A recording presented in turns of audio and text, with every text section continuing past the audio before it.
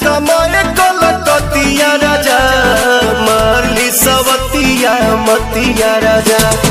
जनी जा कमाए कलकतिया राजा मारली सवतिया मतिया राजा लाली ओठ लाली कनवा के बाली सुम होई नाकी के नथिया राजा जनी जा कमाए कलकतिया राजा मारली सवतिया मतिया राजा जनी जा कमाए कलकतिया राजा मारली सवतिया मतिया राजा।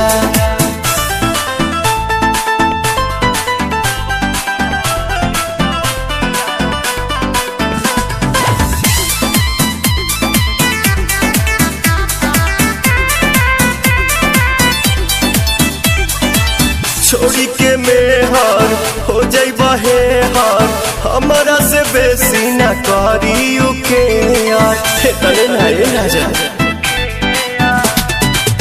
इज्जत के हानि करे पैसा जियानी करे केहू के न सोट बंगाल के पानी करे से जिया पटवा रात भर रोवा मन बना में हरी के बतिया राजा जनी जा कमाए कलकतिया राजा मारली सवतिया मतिया राजा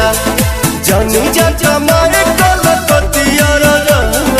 मारली सवतिया मतिया राजा।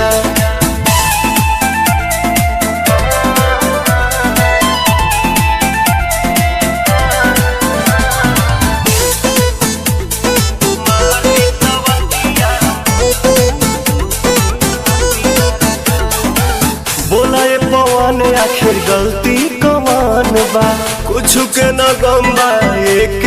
लम्बा जैबा बंगाल तू तो उलझन में डाल के कोल्ही बात जाके गहनी की निहाल के जानी जब